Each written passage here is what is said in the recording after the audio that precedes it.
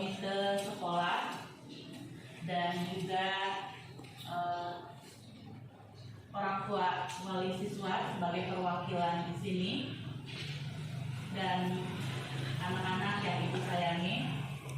Terima kasih sudah hadir pada kesempatan kali ini. Mohon maaf saya mengganggu waktu Bapak, Ibu dan anak-anak saat kegiatan KBM ini.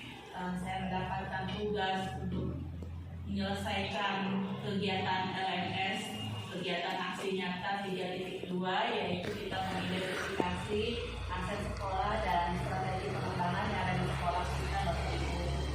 Nah, di sini saya akan menjelaskan terlebih dahulu bahwa aset sekolah kita ini merupakan sebagai ekosistem pendidikan, di mana sekolah ini merupakan suatu lingkungan yang istilahnya harus kita gali potensinya, ya.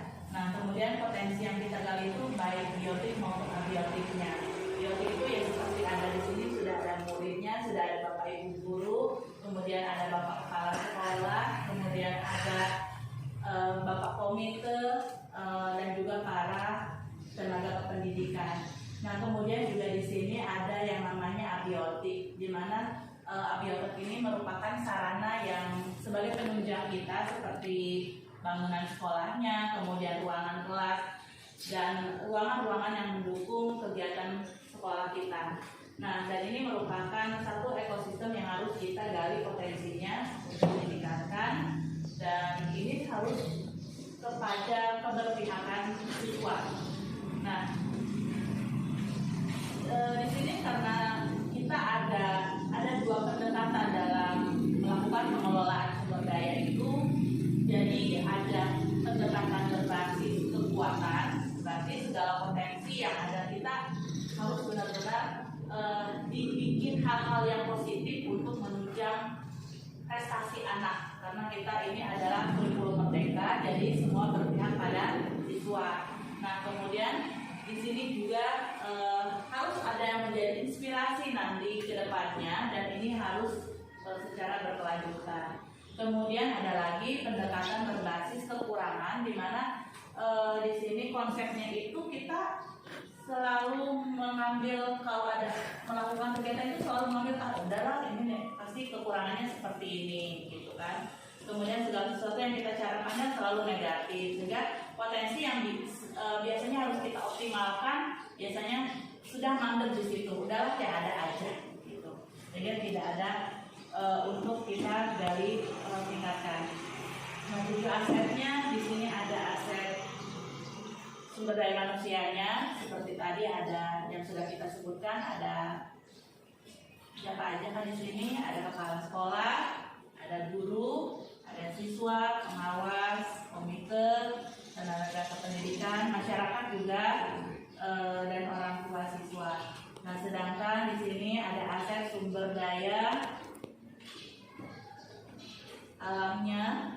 Nah, itu sumber daya alam karena kita ada sawah di sekitar kita, ya, ada sawah, kemudian ada pantai, tempat wisata, lingkungan instansinya juga kita udah ada Samsat, KUA, sehingga kita bisa menjalin kerjasama untuk program IDUKA. Kemudian di sini ada lagi modal fisik yang sudah ada, ruangan kepala sekolah yang sudah kita terapkan. Kira-kira ada apa lagi ya Bapak Ibu yang kurang? Lapangan olahraga udah ada, lahan parkir juga sudah ada, pos satpam juga sudah ada. Yang belum ada mungkin RPS. Oh iya, RPS ya Pak ya.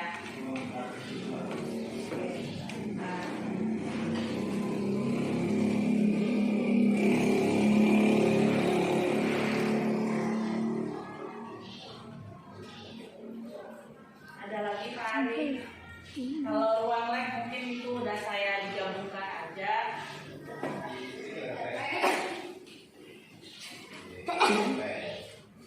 Kolam renang, Bu.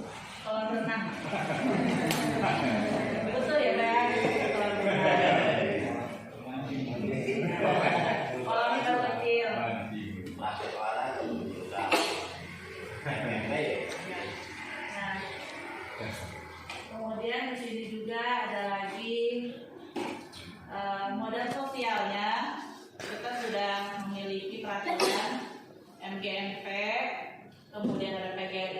ekstrakurikuler, Ikatan Alumni, Kuaran Pramuka, dan PMI. Nah, kira-kira ada lagi Bapak Ibu yang kurang?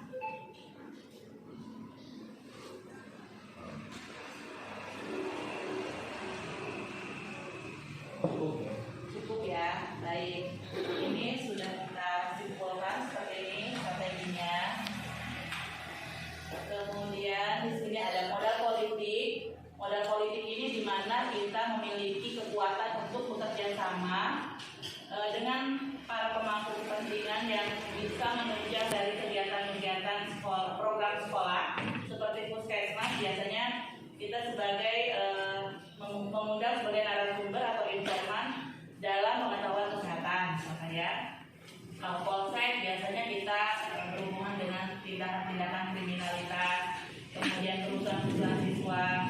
Ada lagi misalkan kecamatan, desa sebagai pendukung operasional sekolah, dan ada perda peraturan tentang wajibnya sekolah siswa. Jadi mereka yang ada di sekitar kita langsung istilahnya apa ya, terekrut untuk belajar sekolah mau seperti itu.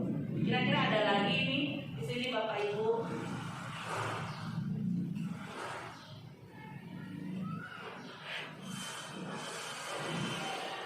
Cukup ya Bapak Ibu?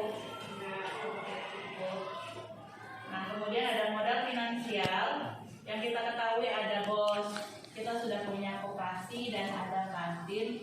Kira-kira ada lagi nggak ya?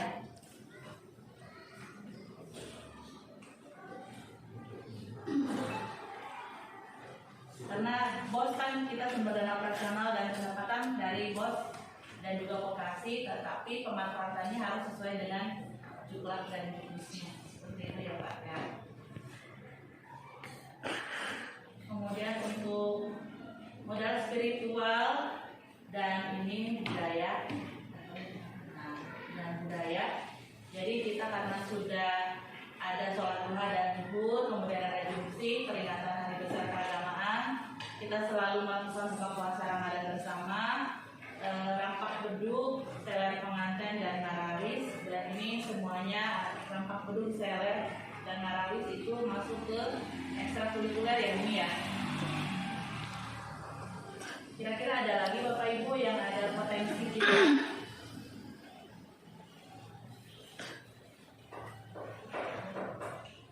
Cukup ya. Udah semua berarti sudah tersimpulkan di sini Bapak Ibu ya. Ya. Apakah dari pihak orang tua siswa ada yang mau ditanyakan Bapak?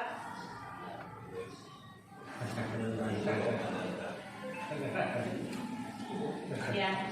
Nah, untuk kegiatan peningkatannya kita tadi saya sudah ngobrol dengan Ibu Kaprol dan juga guru yang ada di sini. Peningkatan kompetensi yang akan kita gali sebagai kualitas pendidikan siswa itu akan memberdayakan koperasi atau tokoh sekolah. Jadi nanti mereka di sini siswa itu bisa melakukan praktik kegiatan, jadi bukan hanya materi saja, bisa dipraktikkan di tokoh sekolah. Ada yang ditanyakan Bapak Ibu? Cukup ya.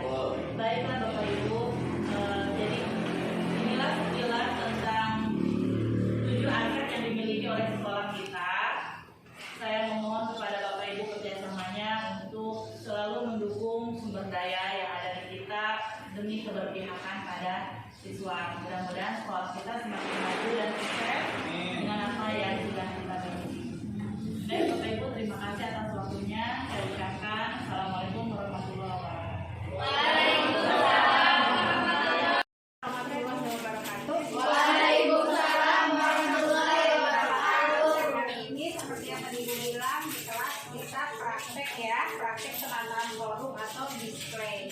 Ya, jadi di sini display itu adalah bagaimana mengelompokkan barang-barang sesuai dengan itemnya. Nah, nanti di sini coba kalian lihat ya. Di sini misalkan contohnya adalah ada permen ya. Nah, dari sini permen. Nah, ini berarti di sini adalah harus bagaimana kita mengelompokkan sesuai dengan itemnya permen semua seperti itu. Di sini ada sosis, di sini ada ember, ya. Kemudian ada kue, ada kerupuk ya, nanti ini kan kerupuk nih ya. Nah kerupuk ini berarti nanti kita dialihkan ke sebelah sana. Karena kalau melihat dari sini ini tidak sesuai, tidak terlihat. Nah tidak terlihat juga dan tidak sesuai ya. Ya nih, jadi kita nanti pindahkan ke ujung sebelah sana ya. Kemudian nanti untuk apa? Di sini ada minuman ya. Minuman nanti ini kan ada yang sisa nih ya. Nah bagaimana caranya sisa ini kita satukan saja atau produknya kita sampingkan ke sini dua ya, sisanya mungkin nanti ditambah dengan yang bawah ke atas karena ini hanya sisa dua produk. Paham ya? Ya. Kemudian di sini juga kalian bisa lihat nih ya, di sini ada Aqua, mereknya ada Kiril. Ya, untuk Aqua dan Kiril ini berbeda merek, berarti itemnya itu harus dipisah ya. Nah, kemudian untuk yang Cimori ini bisa dipindahkan ke sebelah sini. Ya, kemudian dipindahkan. Kemudian juga yang ini ada putih, ini banyak yang kosong, bagaimana supaya kelihatan penuh seperti itu. Ya, ini juga ada makanan basah, ada roti ya, ada tisu, permen, kemudian ada APK ya, kemudian bisa nanti ke situ kita lihat ada berbagai macam makanan ya. Paham ya? Sampai sini ada yang mau nanya? Ada pertanyaan?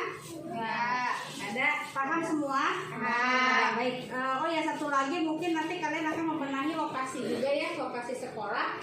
Silakan nanti sama kalian dibenahi ya, kemudian dikelompokkan. Misalkan lokasinya, misalkan jurusan TKR yang TKR ya, kemudian nanti jurusan OTKP dan seterusnya. Paham ya? Assalamualaikum warahmatullahi wabarakatuh. Waalaikumsalam warahmatullahi wabarakatuh. Kan menuntunmu